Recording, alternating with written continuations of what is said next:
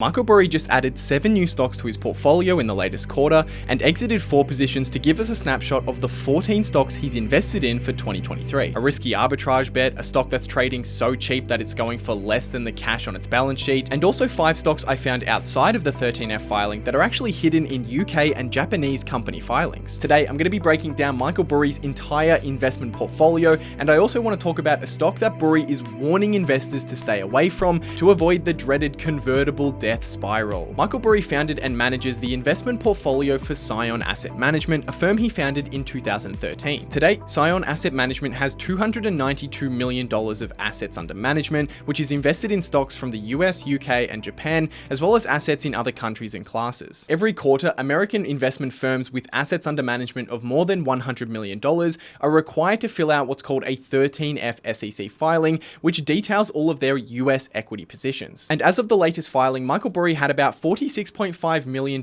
in US equities, which represents about 16% of his total portfolio. Burry is invested in 9 US listed stocks, 7 of which are brand new positions as of the latest quarter. 2 of the positions that Burry already held prior to this quarter were Geo Group and Curate Retail Group, which today represent 4% and 0.8% of his portfolio respectively. And both of these are also positions that he actually reduced during the quarter, selling 47% of his Geo shares and 70% of his Curate shares. The 7 other positions in order of value are Black Knight, Coherent Corp, Alibaba, JD.com, Wolverine Worldwide, MGM Resorts International, and SkyWest. Of course, Alibaba and JD.com are not US companies, they're Chinese companies, but since they are listed on US stock markets, and that's where Burry invested in them, he has to report them along with his US investments on the 13F filing. I'll talk about the rationale behind some of these a little bit later. But first, there is a way that we can see some of his other international investments as well. While other countries don't have an equivalent 13F filing that would require him to disclose all of his positions in that country,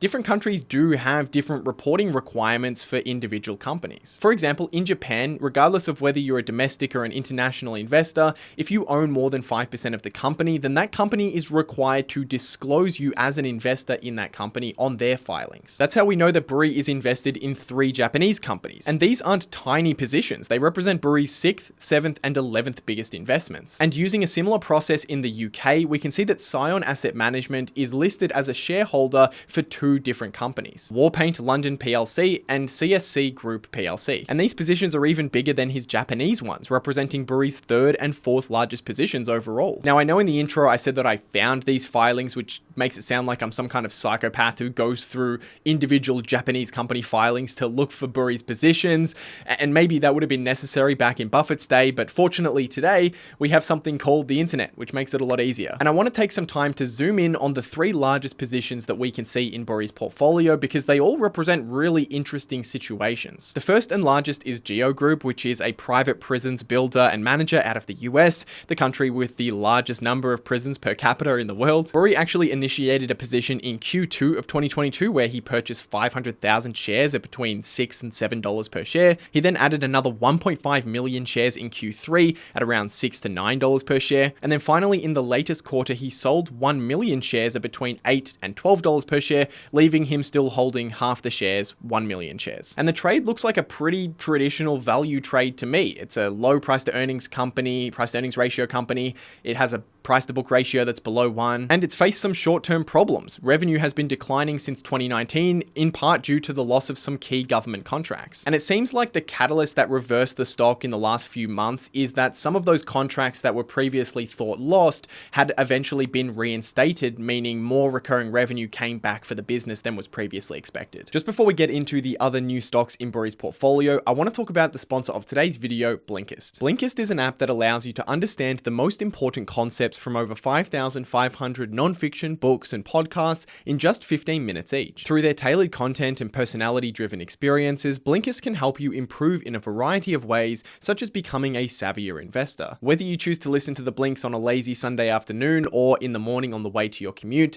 Blinkist is a fantastic way to combine education and entertainment into your day. One of the goals that I personally set for myself in 2023 is that I wanted to broaden the types of books that I read. With Blinkist, I can listen to lots lots of new titles, and then if I find one really engaging, I can go and get the book for further reading. Plus, I recently started using Blinkist to revisit some of the books that I had previously read, such as these ones related to finance and investing. The Intelligent Investor is one of the more intimidating stock market books, so I recommend reading or listening to the Blink as a great entry into Benjamin Graham's work. The 15-minute Blink helps to break down some of the most important concepts, such as how to navigate the emotional nature of Mr. Market to push the odds in your favor. Blinkist also has a brand new feature called Blinkist Connect, which allows a premium plan to be shared between two different accounts at no additional cost. You'll still have your own private account, but you'll be able to invite a friend or family member to use Blinkist as well, and you'll be able to share recommendations and book ideas. Get 25% off Blinkist Premium and enjoy 2 memberships for the price of 1.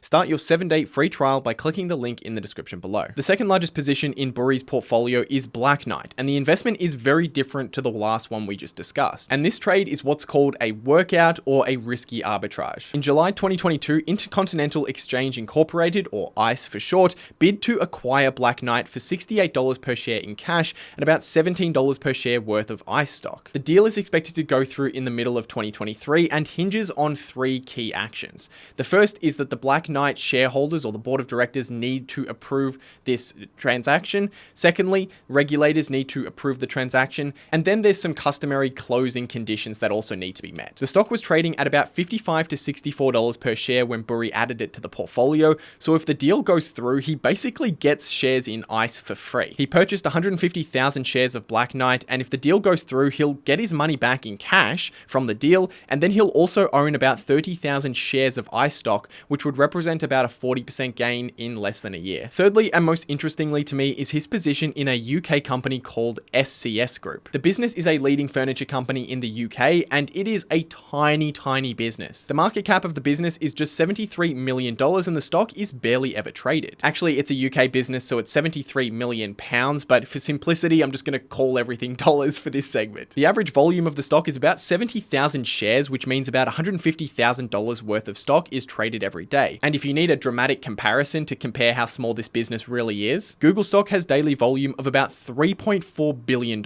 And not only is the stock really small, it's also really cheap. The company has no debt and has about $70 million of cash with a market cap of 73 million, so you're basically getting the business for free. Burry bought 1.7 million shares, so he actually owns about 4% of the company. Interestingly, the business has been producing cash flow, with their cash flow only slowing to break even in 2022 due to a larger than normal payment to suppliers. Just taking the dividend and the share repurchases that the business has done pretty consistently alone, then Burry is making about a 16% yield on the price that he paid for the company. But there's also a stock that Michael Burry is warning investors to stay away from because it may be about to experience what's called a death spiral. Last week, Burry tweeted, "It's time memesters look up what a death spiral convertible is," which is reference to a specific type of market event which can cause a stock to sharply decline, and often it results in the company actually going bankrupt in the end. And Burry isn't just saying this generally, he's actually referring to a specific company when he's talking about this. But first, how does a death spiral actually happen? Well, it starts with a company that's already in financial trouble, a business that for whatever reason has expenses that are higher than revenue being collected, so it's burning money every day that passes. To survive, these unprofitable companies can raise capital, and one of the ways that they do this is by selling what's called a convertible bond. A normal convertible bond is where the company is essentially borrowing money by selling bonds to investors who collect a fixed interest rate. The convertible part means that the bond can be exchanged for a fixed number of shares in the company, which essentially means that the lender is able to benefit from a fixed interest rate, kind of lending money to the company.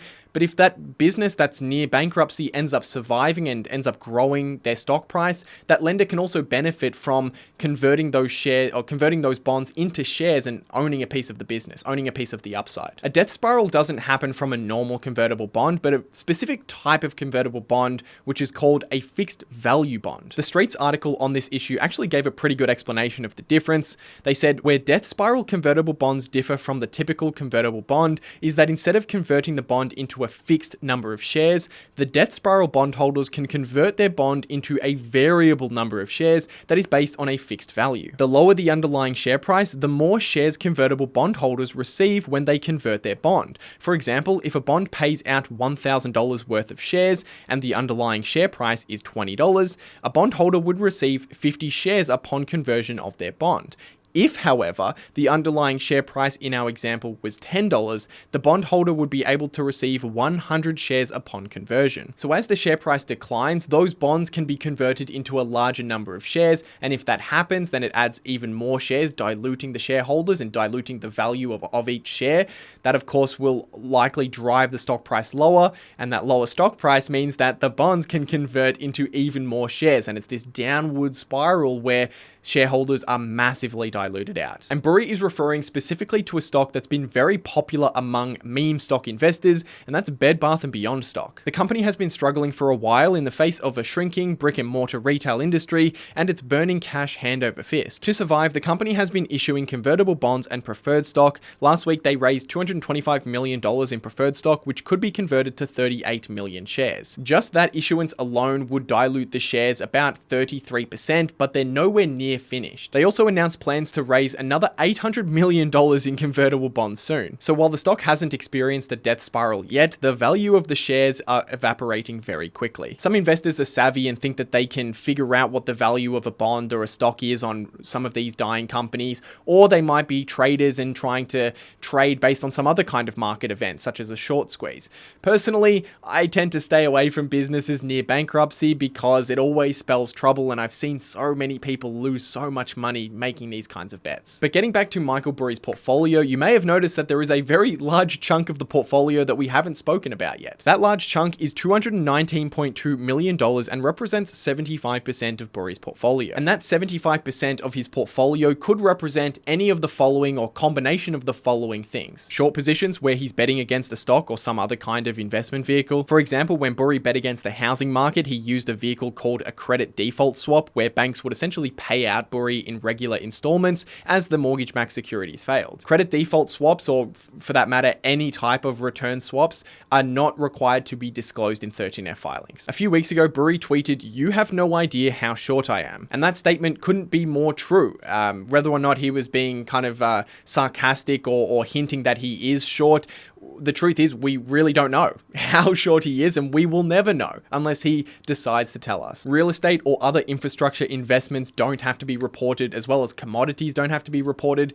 And then lastly, of course, cash doesn't have to be reported. It's entirely possible that, like many value investors, he could have a decent portion of cash in the portfolio waiting for opportunities. Additionally, there are some other limitations of the 13F filings that I think is important to talk about, especially over the next couple of weeks, as you're going to see a lot of YouTube creators share the portfolios of investors. These 13F filings don't need to be reported until 45 days after the end of the period, so we actually have no idea whether Burry's portfolio still looks like this.